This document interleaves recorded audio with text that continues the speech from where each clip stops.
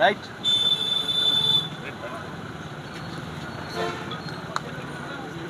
అన్న ఇటు చెప్తారా నాన్న చిన్న కెమెరాలుగా స్పేస్ చేయాలి రైట్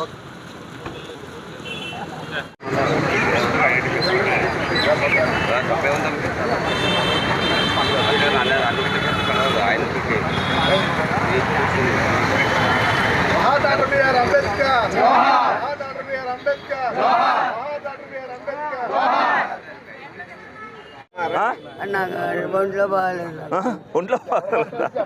కళ్ళు వచ్చింది కళ్ళు నీ మొహం చూస్తే కళ్ళు వచ్చి నాకు దేవుడు కళ్ళు ఇచ్చాడు నువ్వు వచ్చావు మళ్ళీ రావాలి మళ్ళీ రావాలి చూడే గారు మాట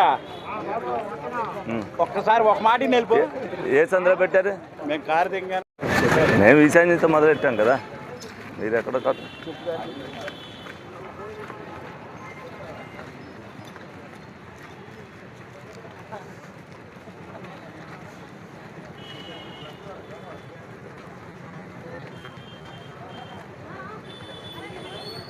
గ్యాస్ బండగా ఫస్ట్ పడింది రెండోది పడుతుంది ఏం ఇబ్బంది ఏం లేదు పడుతుంది అన్నీ కూడా బాగున్నావా సంతోషంగా ఉన్నావా అందరూ అందుబాటులో ఉంటున్నారు నీకంతా ఇది ఓకే రేషన్ కార్డు ఉందా వస్తుందా మరి ఇంక మీకు ఏమొస్తాయి పెన్షన్ ఉన్నప్పుడు రేషన్ కార్డు వస్తుంది రేషన్ కార్డుకి సంబంధించినవి వస్తాయి పిల్లలు ఉన్నారు మీకు ఏం చదువుతున్నాడు అయిపోయింది ఉద్యోగం కోసం చదువుతున్నాడు ఉద్యోగం చేస్తున్నాడా ఏం చదివాడు ఇంటర్ చదువు ఇంకా మరి ఇంక మీరు ఏం ఆశిస్తున్నారు మరి అబ్బాయి చదువుకుంటున్నాడు నీకు పెన్షన్ వస్తుంది శుభ్రంగా రేషన్ వస్తుంది ఇంకెంత మా ఆనందంగా చక్కగా నువ్వేం కావాలంటే ఇది మాట్లాడచ్చు ఏం కావాలంటే ఇది చేస్తున్నారు రోడ్లు గేట్లు ఏదైనా చిన్న చిన్న ఇబ్బందులు ఉన్నా ఎన్ని సరే ఇంటికి వచ్చినప్పుడు ఇవన్నీ వేయకూడదు ఏంటి మీకేం వస్తున్నాయి పథకాలు మాకంతా బాగానే ఉందండి మేమైతే గుడి గురించి అడుగుదాం అనుకుంటున్నాం గుడి గురించి అదే మాట్లాడదాం గారు ఉన్నప్పుడు కూడా ఆ మాటే వచ్చింది మాకు ఇప్పుడు కూడా గుడి గురించి మాకు చూస్తే సరే మీ అందరూ అది అందరి సమస్య కాబట్టి గుడి గురించి మాట్లాడతా ఇప్పుడు ప్రజల సమస్యల కోసం వచ్చా ఆ గుడికి సంబంధించి నేను మాట్లాడి నేను నిర్ణయం తీసుకుంటాను అలా చేస్తా ముందు మీరందరూ సుఖంగా ఉంటే దేవుడు అది మనం చూస్తాడు ముందు మనం ఆనందం తర్వాత దేవుడిని చూస్తాం మీరందరూ శుభ్రంగా ఉన్నారు లేదనేది ప్రతి ఇంటికి తిరగాలి మీకు ఏదైనా సమస్య ఉన్నా చెప్తారన్న ఉద్దేశంతో తిరుగుతున్నాం ఏం ఇబ్బంది పడకుండా మొహమాట లేకుండా ఏదన్నా ఇబ్బంది ఉన్నా చేస్తున్న మంచిగా కాదనేది మాకు కూడా తెలియాలి ఓకే థ్యాంక్ యూ మీరు ఏదన్నా ఉంటే నా దగ్గరికి వస్తున్నారు నేను కూడా అప్పుడప్పుడు అందరి దగ్గర తిరగలేకపోవచ్చు లైట్లు లేవా వేయిస్తాను చూడు అది కరెంట్ పని వెంటనే చేసుకో రాసుకో రోడ్డు పేరు రాసుకుని వచ్చేసుకో డెఫినెట్గా అది పడేసి కట్టుకోవడానికి అని అంటున్నారు మమ్మల్ని 100% మీకు సహకరిస్తా శుభ్రంగా మీరు ఎలా అసలు నేనే వచ్చాక మీ దగ్గరికి పేటలోకి నేనే వచ్చాను కదా దానికి సంబంధించి అడుగుతాను ఏమైందో ఏంటో ఎంత వద్దో ఏంటనేది మీరు అన్నీ చూసుకుని మీరు ఇచ్చేసుకుంది సార్ పర్మిషన్ గ్రాంటే దానికి ఎంత అవుద్దో ఏంటో డబ్బులు అవసరం లేదా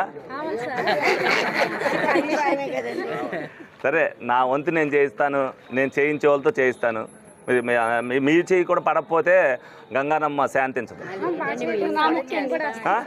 మీ అందరూ తలకోకాస్త ఇచ్చేసుకోండి అందరూ వేసుకొని శుభ్రంగా చేసుకోండి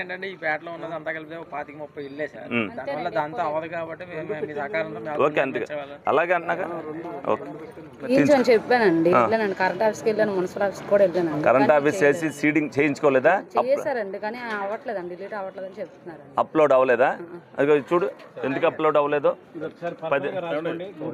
గ్యాస్ బండ్ అప్పుడు కూడా మొన్న పడలేదమ్మా ఇప్పుడు నువ్వు సీడింగ్ కంప్లైంట్ రేజ్ చేయడానికి నీకు అప్లోడ్ చేశారా లేదా ఈ లేవని చెప్పి తీసేశారా లేదా మీటర్లో సర్టిఫికేట్ ఇవ్వలేదా ఏఈ గారి దగ్గరికి వెళ్తే ఎందుకు తెచ్చుకోవాలని మరి చెప్పాం కదా మేము ప్రతి వాళ్ళని కూడా ఇచ్చేయమని చెప్పి ఎందుకు ఇవ్వలేదు చూడు ఒకసారి లేకపోతే ఇంకా అప్లోడ్ అవుతున్నాయా చూసి చేస్తారు 5,600 మంది చేశారు నువ్వు ఎందుకు చేయలే అన్ని లేవని నీకు 10 మీటర్లు ఎక్కడ ఉంటాయి ఉండవు అది ఓకే అయిందా ఏఈ గారు ఇచ్చాడా అది అందుకని కనుక్కుందాం, పేరు కనుక్కుంటే వెరిఫై చేసి, లేకపోతే కిషోర్ గారితో మాట్లాడేసి. చిన్న సమస్య కాదు కదా పాపం. గేమ్ లేనప్పుడు 10 ఉన్నాయని వచ్చినాయంట. అందరికీ ఇది కనిపించలేదు కాబట్టి ఏదైనా వచ్చినప్పుడు. ఏం చదువుకున్నారు మీరు? ఇంజనీరింగ్ చదివిన వాళ్ళకి ఏలూరులో ఏం ఉద్యోగం ఇవ్వగలుగుతా? ఏంటి బ్రాంచ్? సరే, ఏదైనా డేటా ఎంట్రీ ఆపరేటర్ వచ్చినప్పుడు చెప్తాను. ఈఎస్ట్ అయ్యే ఉంటాయి మరి. చనిపోయారు. కమలుద్దీన్, ఇది పేరు రాసుకో, ఇది జాబ్ పర్పస్ అని రాసుకుని ఆవిడ ఫోన్ నెంబర్ కూడా రాసుకో. ఇంజనీరింగ్ చదివారని చూపించిన అడుగుతున్నా. నేను ఒంటరి మహిళని, మా ఆయన పెళ్లి చేసుకున్నాడు, ఎప్పుడో ఇడిపోయాం. ఇప్పుడు ఇడకలేదు. 2 సార్లు డబ్బులు వచ్చి జగన్ గారు ఉన్నప్పుడు 2 సార్లు వచ్చి వెళ్ళిపోయాయి. మళ్ళీ పెడతానన్నారు, మళ్ళీ ఏమి పెడతారు. ఇంకో 2 నెలల్లో తీస్తారు. మీకు అప్లోడ్ అయ్యేటప్పుడు మీకు చెప్తారు, చేస్తారు. ఇది వరకు ఉన్న పెన్షన్ నెంబర్ని బట్టి ఇది చేస్తారు. డెఫినెట్గా వస్తుంది. మామూలు రేషన్ కార్డు ఉందా మీకు? అన్నీ ఉన్నాయి. ఒంటరి మహిళ ఓన్లీ పెన్షన్ ఒకటే లేదు మీకు. సరే, అలా సరే. దేనికి లేవట్లా పెన్షన్? ఆయన గారికి లేదండి, 60 సంవత్సరాలు వచ్చేసినాయి. పెన్షన్ పెట్టాలి, ఇప్పుడు కొత్తగా పెట్టాలి. ఆయన గారికి మాత్రం, మా అబ్బాయి గారికి ఖాళీగా ఉంటున్నాడు. ఇంటర్ చదివాడు. 2 నెలలు అయిన తర్వాత పెన్షన్ పెట్టిస్తారు. ఇప్పుడు నువ్వేం చదువుకున్నావు? నువ్వు ఏమి చదువుకోవాలా? నీకెన్నేళ్ళు? నీకెన్ని? నువ్వు స్వయంగా పెట్టుకొస్తున్నప్పుడు మీ అబ్బాయి ఇంటర్మీడియట్ చదువుకుని ఖాళీగా తిరగడం ఏంటి? ఎందుకు ఉండాలి? చెప్పాలిగా. నువ్వు ఆ పని అది చేసుకోవాలి కదా. ఏమైనా ఇబ్బంది ఏమైనా ఉందా? అంటే ఎన్ని ఇచ్చినా ఏదో ఒకటి ఇవ్వాలంటారు. కాదు, ఉన్నాయంట్లో అన్నీ వచ్చినాయా లేదా? ఏదైనా రాలేదు అంటే దాని సమస్య ఏమైనా అంటే ఏమున్నాయి మీకు? రేషన్ కార్డు ఉంది, పెన్షన్ ఉందా ఇంట్లో? పెన్షన్ వస్తుంది. ఇంకా తల్లికి వందనం వచ్చినాయా? అన్నీ వచ్చినాయి. అంతా జాక్పాట్ మీకు. అందరూ మీరు నలుగురికి చెప్పాలి. మేము ఇంటింటికి మేము తిరగటం కాదు, పడినోళ్ళు మీరు నలుగురు చెప్పాలి. బాగుంది, పరిపాలన శుభ్రంగా అన్నీ వస్తున్నాయి, ఎవరి దగ్గరికి వెళ్ళకోకుండా. మీరు ఎవరి దగ్గరికి రాలా, నా దగ్గర రాలి, నాకు దగ్గరికి వస్తే గుర్తుండేది. ఏమీ రాకుండా మీకు పడినాయి అంటే మీకు ఎంత సౌలభ్యంగా ఉందనేది మీరు ఆలోచించండి. అందరం మీరు సహకరించాలి. వాళ్ళు ఎవరైనా వస్తే తిప్పి కొట్టాలి. 10 మందికి ఈ విధమైన పరిపాలనలో బాగుంది, ప్రజలందరూ కూడా ఉన్నారు. మీకు ఏదైనా లేకపోయినా కూడా ధైర్యంగా చెప్పగలుగుతాం. అంతేనా? 340 యూనిట్లు ఉంది సార్. కరెంట్ ఆఫీస్కి వెళ్ళి రీడింగ్ అంతా తీరిస్తే 210 ఉంది సార్. 210 పెట్టావు, అప్లోడ్ చేసారుగా. అయింది, అప్లోడ్ చేసావు కదా, వస్తుంది. 30వ తారీఖులోకి చేస్తే మళ్ళీ వస్తుంది. చేస్తే తమ్ముడుకుంటే మనకు రాదు కదండి. నీకేం పథకాలు ఏమైనా వస్తున్నాయి? పథకాలు మా అబ్బాయికి అమ్మాయికి పనికి వెళ్తున్నావు? రోజు పనికి వెళ్ళాలండి. వెళ్తున్నావా? ఎంత వస్తుంది? రోజుకి 300 సంపాదించుకుంటాను. అంతేనా? పనికి వెళ్తే చదువుకున్నా అండి, అందుకని. ఏ పనికి వెళ్తావు నువ్వు? ఏ పనికి వెళ్తానండి, ఆఫీస్ లో తొడడానికి చేయడానికి. అలా అవును, బట్టల షాపులోకి వెళ్ళి చేసుకోవచ్చు కదా. నాకు చిన్నప్పుడు ఆపరేషన్ చేశారండి. అవునమ్మా, చూపించడమే కదా. 2 లక్షల మంది నా పేరే చెప్పుకుంటాను. ఎవరి కాళ్ళు కూడా చూసుకోవాలి. నేను చూడగలిగిన చేస్తాను, నువ్వు చేయగలిగిన పని నువ్వు చేయాలి. అంటే ఇప్పుడు నీకు చేస్తే నాకు ఇంకొక ఇబ్బంది కూడా ఉంది. మా గవర్నమెంట్ తాలూకు వాళ్ళకి చేశారు, ప్రజలకు చేయలేదు అని అంటారు. కిట్కోస్లో మనకి శాంక్షన్ చేశారండి. 50,000 డీడీ కట్టాము. మీకు అందులోనే ఉందా ఇప్పుడు? ప్రెజెంట్ ఇవ్వలేదండి. అలా కాదు, మీకు ఇది క్యాన్సిల్ చేసి వేరే ఇల్లు ఇచ్చేసారు లేదా? అందులో వెరిఫై చేయించుకున్నారా ఆఫీస్లో? మరి చేయించాలి మీరు. అంటే 4,272 క్యాన్సిల్ చేశారు గత ప్రభుత్వం వాళ్ళు. అందులో అంటే మీకు తెలియకుండానే క్యాన్సిల్ చేశారు. మీకు వేరే చోటన అలాట్మెంట్ కూడా చేశారు. మీరు ఇది ఒకసారి వెరిఫై చేయించుకోండి. ఉంటే మీకు టిట్కోలోనే ఉంటే డిసెంబర్ నాటికి మీకు దీపావళికి అంటున్నారు. నేను ఇంకో 2 నెలలు వేసి చెప్తున్నాను. డిసెంబర్ నాటికి మీ ఇల్లు మీకు హ్యాండ్ ఓవర్ చేస్తారు. కాకుండా చూడు ముందు, అది కాకపోతే అప్పుడు ఏంటని ఆధార్ కార్డు చూసి చెప్పేస్తారు. ఎన్నిట్లో ఇప్పుడు అమ్మా అసలు మళ్ళీ 2026కి అద్దెంట్లో ఉండేవాళ్ళు ఎవరు ఉండరు. ఇప్పుడు ఉన్న ఇల్లు ఇచ్చినవన్నీ కూడా కట్టించి పెడుతున్నాం. ఇప్పుడు ఇంచుమించుగా 3,000 ఇల్లు, మేము వచ్చాక 3,000 ఇల్లు కంప్లీట్ అయినాయి. రేపు అక్టోబర్ నాటికి 9,000 ఇల్లు కంప్లీట్ చేస్తాం. తర్వాత అక్టోబర్లో ఎవరికైతే లేవో వాళ్ళందరికీ కూడా రాస్తాం. 4 మందికి డబల్ తీసుకున్నానే అన్నీ రెక్టిఫై అవుతాయి. మీరు అక్టోబర్లో వస్తే మీకు పెడతారు. మార్చి లోపు మళ్ళీ కట్టిస్తారు 2020. మీరేం రూపాయి పెట్టుకొని అవసరంలా. ఇది వరకు ఇలా 35,000 కట్టడం, ఈ కడతాం ఏమి ఉండదు. 2,30,000 వాళ్ళే పెట్టుకోండి. లేదా కొత్త విడాకులు అయిపోతాయి, రావుగా. ఒంటరి మహిళకి పెట్ట అలా ఉండదు. చూద్దాం దానికి. అంటే విడాకులకు ఉండదు, వేరేది. రేషన్ కార్డు ఉందా? వస్తున్నాయన్నీ. ఒంటరి మహిళది ఓపెన్ అవుతుంది, అది పెడదాం మామూలు. నీకు ఏ ఇబ్బందులు ఉన్నాయి? మాకు మామూలుగా పిల్ల మా మనోడికి గవర్నమెంట్ జాబ్ ఉంది, అమ్మఒడి తల్లికి వందనం. ఇక అమ్మఒడి అనకూడదు. అమ్మఒడి అంటే పడుకున్నట్టు ఉంటుంది. తల్లికి వందనం మీకు దండం పెడతాం అంతే. అది అది తల్లికి వందనం దేనికంటే మీరు స్కూల్కి పంపిస్తున్నారు, చదువుకుంటున్నారు, మీ అబ్బాయి కాళ్ళ మీద వచ్చింది. రేషన్ డిపోకి వెళ్తున్నారా, తీసుకుంటున్నారా? బాగుందా? మీరు తెచ్చుకోలేకపోతే ఇంటికని తెచ్చిస్తారు. వయసు 60 దాటితే మీకు ఇబ్బంది ఉందంటే తెచ్చి. ప్రభుత్వ పరిపాలన బాగుంది, మీకు అందుబాటులో నాయకులు ఉంటున్నారు, సమస్య లేకుండా ఉండదు. మీ ఇంట్లో ఎన్ని సమస్యలు ఉన్నాయో ఊరంతా కూడా ఉంటాయి. సార్ పెన్షన్ వస్తుంది సార్, నాకు 2 పిల్లలు సార్. హస్బెండ్ అక్టోబర్లో ఇల్లు రాస్తారు. హస్బెండ్కి దీనికి సంబంధం ఏం లేదు. ఇల్లు అనేది ప్రతి ఒక్కరికి వస్తుంది, ఇబ్బంది ఏం లేదు. అక్టోబర్లో వచ్చి అప్లై చేసుకో, మార్చి నెల అక్కడ కంప్లీట్ చేసి ఒకసారి ఆఫీస్కి అక్టోబర్లో అప్పుడు దాకా జరగదు. అప్పుడు మీకు రేషన్ తీసుకుంటున్నారా? మీ పిల్లలు చదువుకుంటున్నారా? పడిందా తల్లికి వందనం?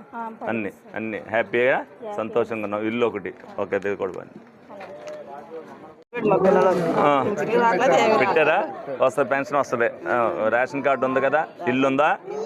ఇంటికి పెట్టుకోండి, అక్టోబర్లో ఇంటికి పెట్టుకోండి. అది అది ఏమి రావని ఇంట్లో కూర్చుంటే అలాగే ఏమేమి కావాలో రావా? అవును, ఒకసారి వచ్చి నీ నెంబర్ రాస్తాను, అన్ని చూసి ఇచ్చేసుకోండి. మేము వచ్చి అడుగుతున్నాం అందుకనే.